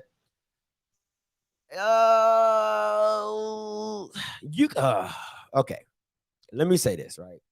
There's usually like a crescendo point to where talent and skill meet, right? So like what I'm saying is this. I'm gonna use Aaron Rodgers, right? Aaron Rodgers is a force multiplier. You can put two grandmas as a receiver, he's gonna make them look good. But at the end of the day, a complete team, a good complete team is probably going to beat Aaron Rodgers all 9 times out of 10 because of just them being a complete team. But that's when I see a force multiplier, right? Like that's when I see, like, when I'm talking about a force multiplier, somebody you're just like, wow, you know what I'm saying? So, and that's why a lot of Alabama quarterbacks don't do well in the league, because they're so used to having a lot of talent that they out talent a lot of people. So when they go to the league and their quarterback don't have the same talent, they're not as good or they're not as successful. It's because of that. They're so used to playing with high level. They're used to playing with the best of the best. And then when you don't get that, you look a certain way. What's up, Coach Green? What's up, man? I gotta disagree with you, man, because at the skill positions, FAMU have good talent at the skill position. Wide receiver, running back's good. So they wasn't missing a whole lot on the offense because what they did. So Shadur could have played good with that same offense. And then when you talk about Shadur, hold on. Go ahead. What do you said who are you talking about when you say it has good offense, receivers, and all that? What are you talking about? Who are you referring to? I'm saying Shadur could have did good with that same offense that the boy did with FAMU last night. Okay. Because he can make the same throws that he was making. Oh, okay. And then you say if Shadur was on Alabama A&M, they had some talented receivers right there. I didn't say they didn't. So Shadur could have did good with that talent, because you just say he only gonna do good if he got talent around him. That's talented receivers right there. You're not understanding what I said. I said Akil Glass had to score 40 to be in the game. That means you don't have. I can't not have a successful drive. I cannot go into a game where I'm off. See, that's what you're not understanding. There were games. No, you're not understanding. Go ahead. No, finish. I said there was games where Shadur was off, and what saved him? The defense. Akil Glass didn't have the same advantages. He didn't have an advantage to throw 86 yards and still win a game. He didn't have the advantage of being off a game. You know, I throw 2 picks, I throw for 150, and my team still wins. That is the difference. That's what I'm saying. Shadur never had the pressure to go into a game and say, yo, I gotta be on or we lose. Never had that. But go ahead. Dude, you can't knock him for having a good defense. But you just said he wouldn't win 7 games. That's a lie. He wouldn't. Once again, he would have won 7. Listen to what I'm He would have won 7. Listen to what I'm saying to you. Shador in those 7 games could have never been off. Listen to what I'm asking. Listen to what I'm saying to you. In the 7 games, I'm hearing what you're saying. In the 7 games that Akil played, he was never off. He had to be on. Over 350, over 4 touchdowns. What I am saying to you is Shador won games that he was off. He didn't even throw over 200 yards. He didn't have 3 touchdowns, and still won the game. That is not because of you. That is because you have a great team. So that's what I'm saying is that if you put Shador on A&M, they don't win 7 games. Well, go ahead. You know the thing you always talked about, that, their scheme wasn't good. You always say their play calling wasn't good. Shador have the play caller that Alabama A&M had. I say he won 7 games just because of the fact he would have had the play caller that you always say Jackson State didn't have. So he could have won them games, won at least 7. He could have went out there and won a game. Because, come on now, Shador had went out there and won some games now. No, don't act like he haven't. He went out there and won some games. He wouldn't have won 7 games on Alabama A&M. Because I need you to think about, I disagree. Okay, then we just go ahead. Then we just disagree. It doesn't matter to me that you disagree with me. I could care less. At the end of the day, I know in my mind that there's no way I'm putting Shador. And you can listen. I can call an Alabama A&M coach right now, and they would say there's no way we win 7 games with Shador Sanders. There's no way, because there's just certain things that he does. Wait a minute. You have to overcompensate for your defense. Shador has never had to overcompensate for his defense. Those are you're asking somebody to do 2 different things. You're asking somebody to carry a team when you're asking Shador to be a part of a team. Those are 2 different entities. All right. You gonna sit there and say you could call somebody right now. Call that person then to prove that point, since you're gonna sit there and say that. I want you to put that person on the phone from Alabama A&M to sit there and say the exact same thing you say. I want that proof. Because right now, we both got opinions. No, like I said, I can call somebody on Alabama A&M, but why? But all it's going to become is an HBCU game day headline. It's going to become an HBCU game day headline, and nobody wants that. So let's not even act that. Hey, nobody wants that. But let's not even play this game. Let's not even play this game because I can call. You know what? Just played that game. How about this? I'll call you offline. I will three-way you in a game. I will 3-way call you, right? And I'll have that discussion with you offline. It's nothing to have. We can do that. I know we can. Oh, we can do that. I know we can, because at the end of the day, you don't know what you're talking about. You're asking. That's like saying, no. Let's take it to basketball, because I'm gonna really school you real quick. It's no different than Durant, where he's at with the Golden State Warriors, and what he did with Brooklyn. You cannot carry a team, but you can be a part of a team. You see the difference? Do you see the difference? Do you see the difference? Oh, my God. LeBron carries teams. Durant is a part of a team, wins a championship. When he has to go and beat Brooklyn and carry the team by himself, he can't do it. Those are 2 different entities. Wow. You know you're wrong with that, what you just used, right? How am I wrong with that? It's the same concept. You know you're wrong. Because number one, it takes more than that. Durant can do his part, but the others got to also do their part. No shit, Sherlock. At the end of the day, it always going to come down to what the others do. He cannot carry a team. He cannot carry a team. That is the difference. That is my point. Durant can't carry a team. You're wrong on that part. Shador can't carry a team. That's my point. He can't do it. You shouldn't have used Durant. Has he done it? Because you're wrong. You shouldn't have used Durant. Has Durant done it? Ask that question. Answer that question. Has Durant done it? He carried the team, but he did not carry them to a championship. That's the only thing. Carry a team. He did not get to the championship. When has he carried a team? I'm asking you a question. When has he carried a team? He just did it. What They team? just didn't get a championship. What are you? Then how did you carry a team then if you didn't take them to a championship? But all right, when people get hurt, you know, it also affects what you do because number one, LeBron never did it by himself. Never. You're bugging. Never. You're bugging. Never. You're bugging.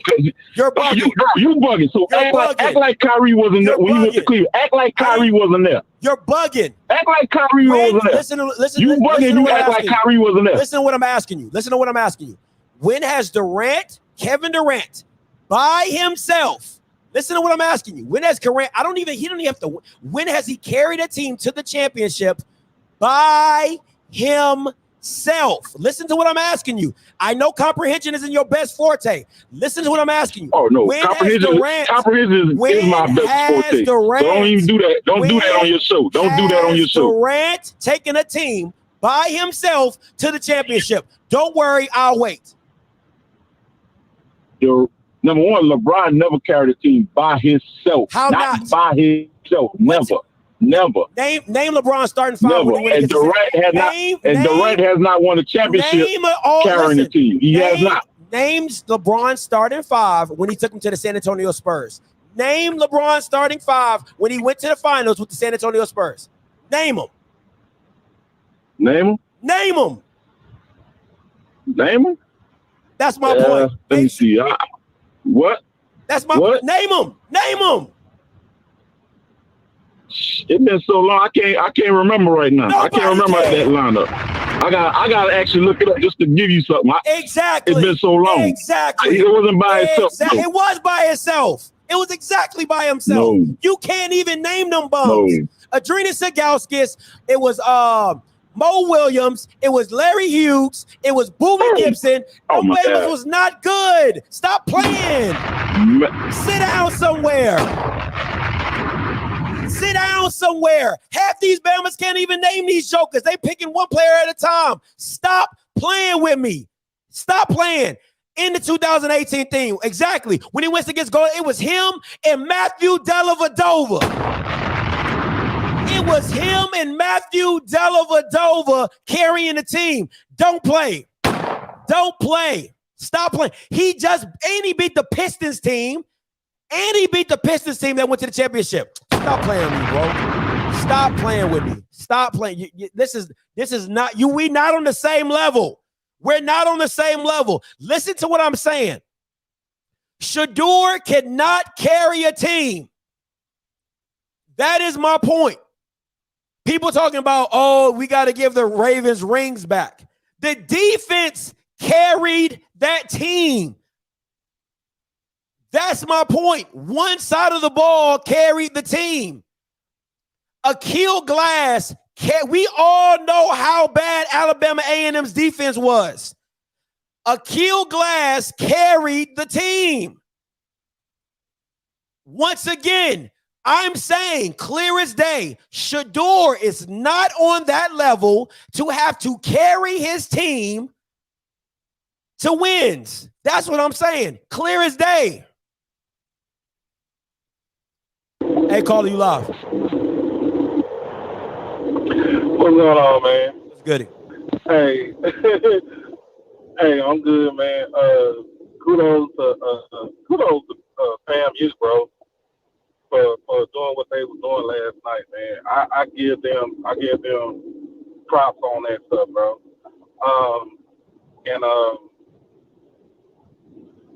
Demetrius Davis showed me something last night where, hey, I feel like he's a baller. But it was some questions about the play calls by Eddie Robinson in that game. So I'm with you on that as far as in regards to him being a coach. But other than that, man, everything was good.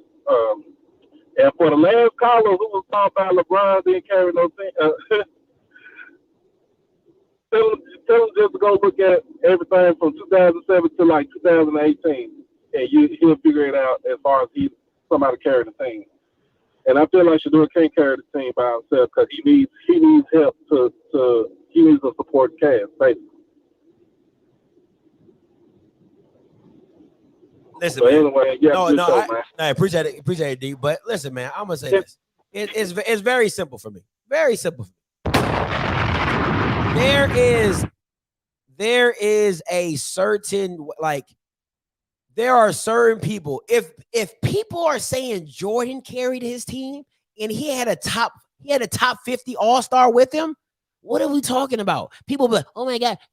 If it wasn't for Jordan carried the team. If it wasn't for Jordan, they would have never won the championships. I disagree. He needed Pippen. He doesn't win championships without Pippen. It's just that simple. So once again, I say he can't carry a team. 5986 coming to you. Hey, caller, you live. Talk to me. Man, Scotty, man, I'm gonna tell you like this. This your boy again. This CJ calling again. Man, listen, Scotty. This is exactly what you need to do. This is what I want you to do right now. Pull up Shador stack, where game stack of the SWAC championship, and just sit it right there on the bottom of the screen. That's all you got to do. We know as Jackson State fans, we know that damn defense, if it was not for the damn defense and for Isaiah Bowden running that damn kickback, we would have fucking lost. We would have goddamn lost. If it wasn't for James Houston scoring the intercept, we would have fucking lost. For that last call, I don't know what tell him he need to quit smoking that dope. Because he really smoking dope right now. See, and he mad because he not understanding. Like I say it like this. Shador was not better than a Kill Glass. That's hands down. We not even gonna compare that. Not even the same. They're not even on the same street. Man, so think about this. Now, you talking to a person that followed Shador from high school to now. Even when he was in high school, he had a fucking defense because he had his brother, he had Cam, he had a fucking defense. So listen, put Shador on Alabama A&M maybe 2 games. I give him that. Maybe 2.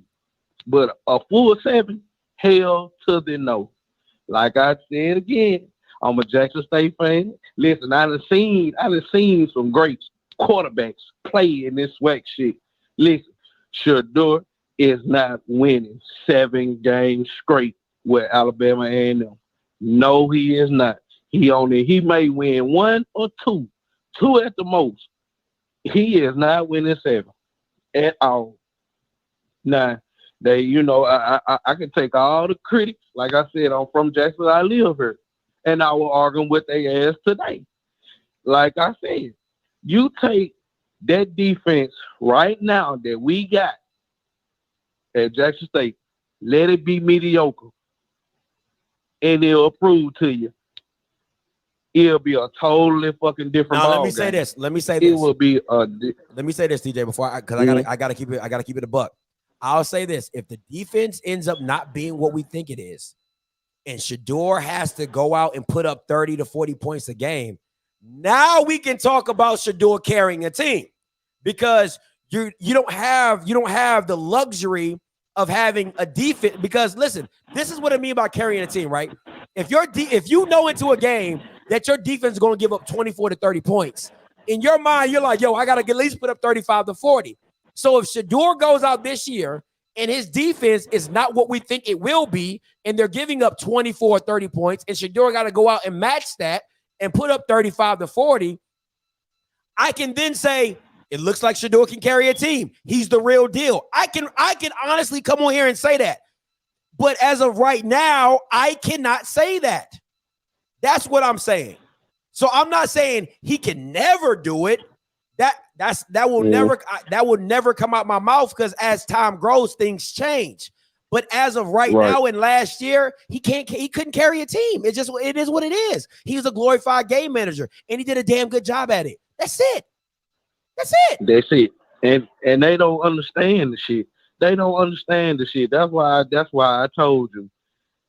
Go pull up his stats from last year, especially that SmackDown championship. And you ain't gotta argue with these folks. You ain't gotta do none of that. Just put his stats. You even said it. You said the defense won last year, and I said Scotty hit it right on the point. I said Shadur did not have a good game in that SWAC championship. It was the fucking defense. The reason why we won the SWAC championship. Absolutely, man. I got some other callers, man, but I appreciate the call again, TJ. Okay. I will. 3571 coming to you, and then Rocky coming to you. Hey, caller, you live. What's going on, Scott? What's up? What's going on, Scott? This is Jarvis Harris, man. Hey, real quick with you, bro. My whole point with the Shedeur Sanders thing is, if you look at what Deion's doing, he's basically following the same blueprint as a Georgia or Alabama. Meaning, prior to Bryce Young, Alabama was predicated on having awesome athletes around the quarterback. And all they wanted was just to make sure, or all Nick wanted was just to make sure that the quarterback didn't lose the game. And I think right now, that's what Shedeur is doing. To your point, with the last caller, I would never say never and think that one day he won't be able to do what we need him to do as far as, not being a glorified game manager. But right now, that's what he is until it's proven otherwise. And I do think that the quarterback for FAMU is better than him. That's just my personal opinion. That's all I wanted to say, bro. Hey, no problem, bro. Appreciate it. Yes, sir. All right, Rocky, coming to you. And listen, if somebody says like no Shedeur, like you can like, bro, like this is we're talking football. Okay, if you don't have a problem talking football, go somewhere else. Okay, bye. Okay, so if you got no more Shedeur talk, okay, then bye.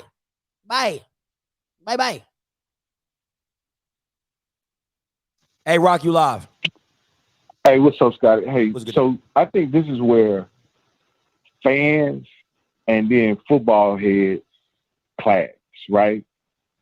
Because fans, just because Shedeur's name was in the paper, just because he was freshman of the year, just because he's Deion's son, they'll get the impression that he may be great, right? But anybody who watches football and who understands football understands that Shedeur did exactly what he was supposed to do. And because he was a freshman, right, he was given enormous credit for being able to do what he did. Meaning that the fact that he was a freshman, came in and started and won the SWAC, he's given a ton of credit for that part as being a freshman. It ain't like he carried the team or he was throwing for 400 or 500 yards every game or anything like that. As a freshman, when you come in and play quarterback, a lot of times, as long as you don't mess it up, you get tremendous credit. You're good. Yep. As a freshman. And so as the fans are because again, I think the Sanders name carries a lot of clout. They have a lot, it buzzes. But if you evaluate the games, if you look at the games, right? And this is what I say how I evaluate all players, right? You're a good to average football player unless you have a dominant characteristic. And to this point, Shedeur has not shown me a dominant characteristic. It's not arm strength. It's not elusiveness. It's not speed. It's not quickness. It's not the ability to read defenses. It ain't not. He has shown me not one dominant characteristic as a player. And so if you look at things under that context, then you have to realize that he had a great freshman year. He played along with a great defense and some exceptional skill players in the division of football that he was playing in. And he didn't mess it up, and he had a really good year. And don't get me wrong, he made some plays. He showed the ability to be a playmaker, right? But if you, and I hate to bring this up because I don't even like, I think it was just a bad showing. But if he had the ability to carry a team, he had the opportunity in the Celebration Bowl, and he couldn't. And that's where it showed up, to where he was nothing more than a glorified delivery boy, because he could not overcome the blitz. He couldn't overcome the coverage, and he did not elevate them in the big moments in that game. And so if you really want to look at it, what he is when the chips are down is what he is against what he was against South Carolina State. That's how you evaluate it, until he shows us something different. That was his last showing. That was the last game he played. So all these people who want us to just anoint him as the next Joe Montana or Tom Brady, we can't do that, because he hasn't shown that ability to do it. And as a freshman, in my opinion, y'all shouldn't have had the expectations that he could, because he literally left high school and went to college and played football. Very few players can be a dominant player in that scenario, in that situation. Very few players. And so I think, hey, we're not slandering Shedeur. We just bringing it to the expectations down to a realistic level. He is a good college quarterback. That's all I can say for him right now. We'll see what he is this year as a sophomore, and we'll continue to evaluate. I like that, Rock. I like that. Keeping it simple, stupid. I like it. Appreciate the call, Rock. All right. This dude, AJ, is dumb as rocks. Dog. There's some truth to this, but the way you make it sound is like he's never done it, and that's a lie. That would just be a flat up lie. Like, let's not act like the early Tom Brady Super Bowls, the one against the Rams and all that type of stuff. Absolutely agree with you. But as the later Tom Brady that was taking Bama that went 16-0 and all like that Tom Brady, yeah, that's different. That's different. And even the players knew. Go look at the Asante Samuel interview with I Am Athlete. He talks about Tom Brady. He's like, yo, Tom is different. You know what I'm saying? Go talk to any defensive player. Go look at any defensive player that's talked about Tom Brady, that's played with Tom Brady. They're going to say he's different. So the fact that he's like, he can't get what? Shut up. Stop it. Stop it. Listen, man. If you didn't hear the Alabama State and the Howard review, then just go rewind. That's what you need to do. You need to rewind it. Okay. We kind of started flowing. It's called off script for a reason. Like, I get tired of people in my chat think y'all going to dictate what I'm talking about. Like, that won't happen. The only person that dictates anything over here is sitting right beside me to my right. Okay. So the rest of you Bamas is SOL. Like, if I talked about Shedeur for another hour, I will do so. Okay. So let's not act like this isn't called off script for a reason. So let's stop it. All right. So let's not and say we did. Because I could go on about Musa too. You know, I think Musa had an absolutely phenomenal game. And I'm gonna have a film breakdown on Monday to show you what makes Musa phenomenal. All right, we will have that to make Musa phenomenal. Fourth round pick since high school. It's pro college. Who's Jacoby Durant? You talking about Jacoby Brissett? Or I had never heard of a Jacoby Durant. I ain't never. Is that like a new guy? Oh, okay. I'm about to say, I'm like Jacoby Durant. I ain't never heard of Jacoby Durant. I was like, is that a new guy or something? I ain't never seen him. But I thought that's who you meant, Jacoby Brissett. All right, listen.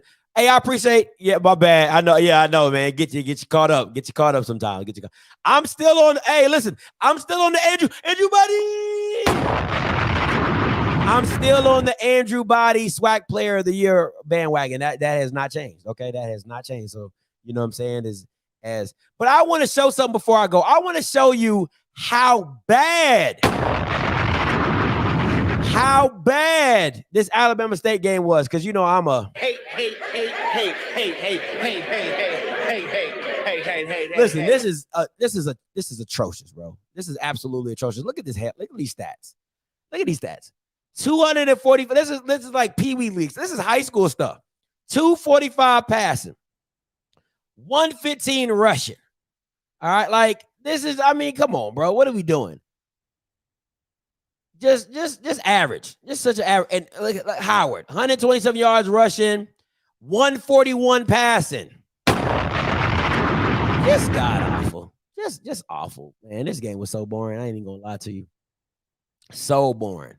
But Howard, listen, Howard, best believe you don't gotta worry about me picking y'all for nothing else. You ain't gotta worry about me picking. We don't have to worry about me picking y'all for nothing else. I wouldn't pick y'all for tag. I wouldn't pick y'all for dodgeball. I wouldn't pick y'all for, you know, hide and go see. I'm not picking y'all for nothing else. Matter of fact, I might just leave all your games off of my pick'ems. Like that's how disgusted I am by the performance and what you put on display yesterday. I just want to be very clear about that. So Howard, you have definitely lost a fan. Okay, you take that bouginess somewhere else. You and Jordan can go sit y'all ass on the sideline somewhere else because you're definitely off the team. Okay, you have been fired. Are you gonna break down? Oh my! I wouldn't even do that to him, Rock. I wouldn't even do that to him, Rock. That's not even fair, bro. Like I'm mean, but I ain't that mean. You know what I'm saying? I'm mean, but I ain't that mean. This should really earn that spot. You must have lost some. Nope, no money. Didn't lose no money, just pride. Listen, and Key can tell you, me being wrong hurts just as much as me losing money. That's what you guys don't understand. Like, I rather be right. Like, being right to me is like everything. I don't think y'all really understand. So that's why it really bothers me when I go against my gut and I pick differently than what my mind tells me. You know what I'm saying? Like that's why it really bothers me when I do that, because I'm like, my head told me to go to Alabama State. I just don't like Alabama. I don't like Eddie Robinson Jr. Hey. Like, that's the only reason why I didn't pick Alabama State. I like Urshad Davis. I like Bubba. I like Ja'Cory. I like Crawley. I like Hickson. I like all those guys. I really do. As individual players, I'm a fan. Santo Dunn. I'm a fan of these guys. You know what I'm saying? I like that squad. But the head coach being a former real estate agent, I just can't rock with it. I really just can't rock with it. So that's why I'm so the disdain I have for Howard is because they made me wrong. And Quentin Williams, I saw him on tape and I was like, he's not that good. But people are, you know, I let people get in my ear like, oh my God, he threw for 300 yards per game. And like, I'm like, he's not that good. He's not that good. So yeah, that's why it really stung. That's why this game really stung for me. So yeah. But quick recap. Tomorrow I'll be dropping film breakdowns for the UNC game. When I get the Alabama State and Howard film, I will break that down as well. But as of right now, I'm gonna be breaking down the UNC FAMU film. I'll be breaking that down on Monday. It will not be live. I say again, it will not be live. I say again, it will not be live. All right. Also tonight at 7:00, got to go with the Baller Awards. I got the Baller Awards and the Should Have Stayed at Home. All right. Baller Awards and Should Have Stayed at Home awards tonight at 7:00. It's going to be real quick. So, you know what I'm saying? I probably won't take calls. I'm going to get it in, get it out. All right.